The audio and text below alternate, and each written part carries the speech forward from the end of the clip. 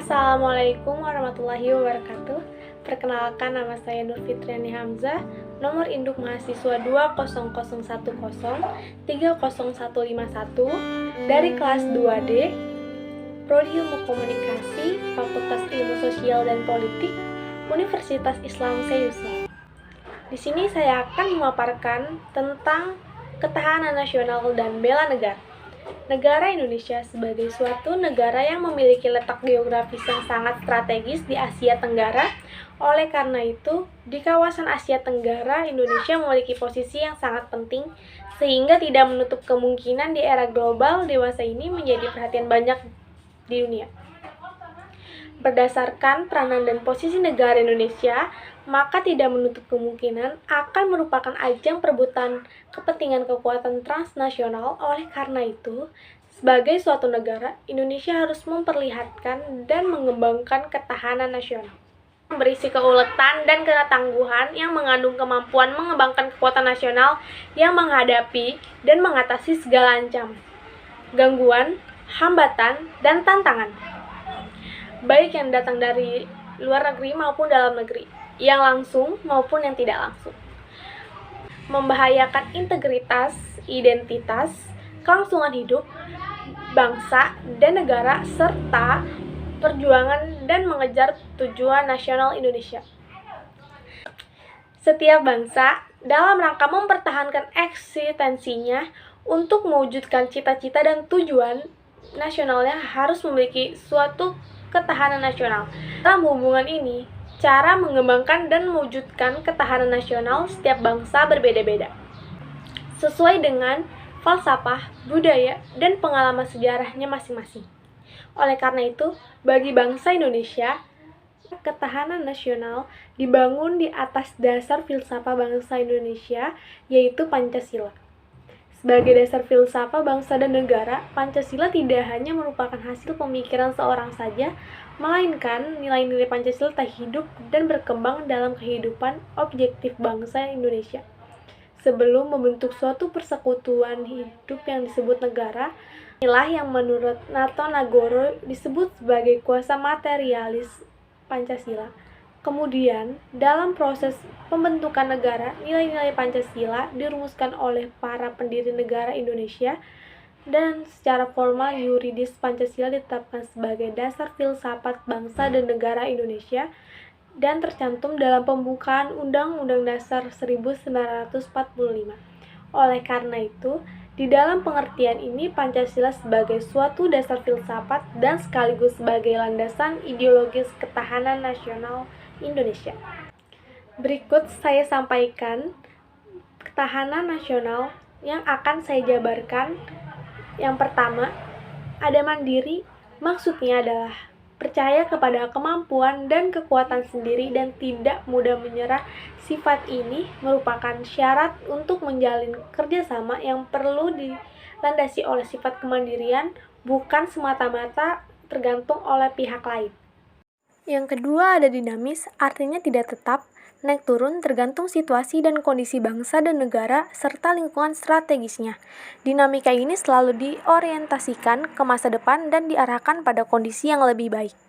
Yang ketiga, ada wibawa, maksudnya keberhasilan pembinaan ketahanan nasional yang berlanjut dan kesinambungan terdapat rangka meningkatkan kekuatan dan kemampuan bangsa. Dengan ini diharapkan agar bangsa Indonesia mempunyai harga diri dan diperhatikan oleh bangsa lain sesuai dengan kualitas yang melekat pada dirinya. Dan yang terakhir ada konsultasi dan kerjasama. Hal ini dimaksudkan adanya saling menghargai dan mengandalkan pada moral dan kepribadian bangsa.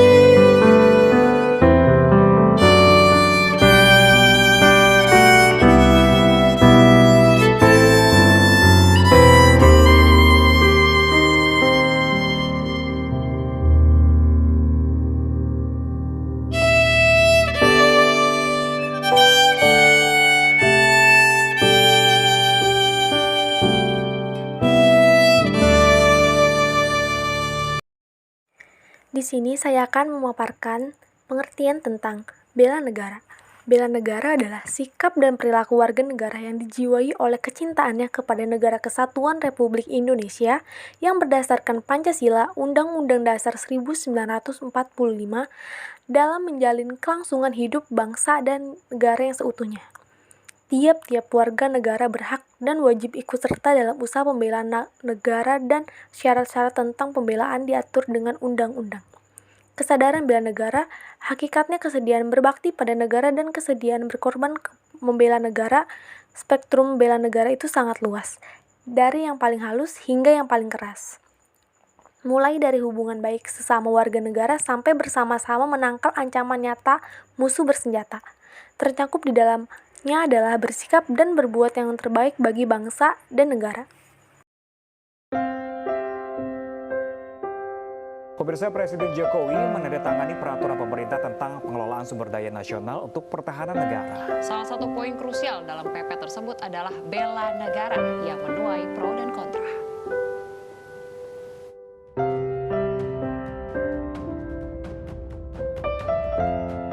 Presiden Joko Widodo menaikkan peraturan pemerintah nomor 3 tahun 2021 tentang peraturan pelaksanaan Undang-Undang nomor 23 tahun 2019 tentang pengelolaan sumber daya nasional untuk pertahanan negara. Salah satu poin krusial dari PP ini adalah mengenai bela negara. Pada PP ini, Presiden mengatur mulai dari rekrutmen, pendidikan, mobilisasi, hingga hak dan kewajiban. Pasukan bela negara akan mengikuti pelatihan selama 3 bulan di bawah komando Kementerian Pertahanan dengan pelatihan dasar kemiliteran dan bela negara. Jadi Komcat itu adalah program yang sukarela, bagian dari program yang ada di Undang-Undang Nomor 23 dan APP Nomor 3. Jadi Komcat ini dia akan direkrut oleh Kementerian Pertahanan dan TNI, nanti yang bertanggung jawab melakukan proses rekrutmen adalah TNI secara langsung, kemudian yang menggunakan juga TNI. Jadi direkrut, diseleksi begitu, misalnya syaratnya usia 18 sampai dengan 35, kemudian ada syarat-syarat lain, kemudian mereka diseleksi, kemudian ketika seleksi mereka ikut pelatihan dasar militer selama 3 bulan, kemudian setelah Pelatihan penggunaan senjata? pelatihan dasar militer, pelatihan dasar militer ya seluruh pelatihan-pelatihan yang terkait dengan dasar-dasar militer. Baik. Nah, selama 3 Dan setelah bulan, selesai mereka 3 bulan melakukan itu kembali ke pelatihan, pekerjaannya masing-masing. kemudian selesai mereka pelatihan itu, mereka akan kembali. Namun urgensi dari bela negara ini dipertanyakan. Sebab setiap warga dianggap memiliki cara berbeda dalam mencintai negaranya. Juga aneh. Terus secara ketatanegaraan, rasa cinta negara itu kalau negaranya cinta sama dia, ya dia otomatis juga cinta. Tetapi juga ini bagian untuk merekrut supaya mengatur jangan orang pada ngeritik. Saya nggak ketemu logiknya. Kalau yang masih pakai pelatihan militer itu masih agak seru melihatnya, ya kan, masih perdebatannya jelas, ini mobilisasi apa dan lain-lain. Sementara itu, Komisi 1 DPR RI menilai pemerintah terutama Kemenhan harus menyampaikan hal ini ke publik agar tidak menjadi polemik. Selalu untuk mengingatkan, bahkan kalau perlu Kemenhan yang bukan hanya Mas Daniel yang sudah tiap hari untuk berbicara ya. Kalau bisa ya Pak Menhan yang bicara lah di forum-forum. Meski demikian, pemerintah menyebut masih butuh waktu untuk membentukkan program ini. Salah satunya menyiapkan peraturan menteri dan koordinasi dengan pihak TNI. Tim iNews melaporkan.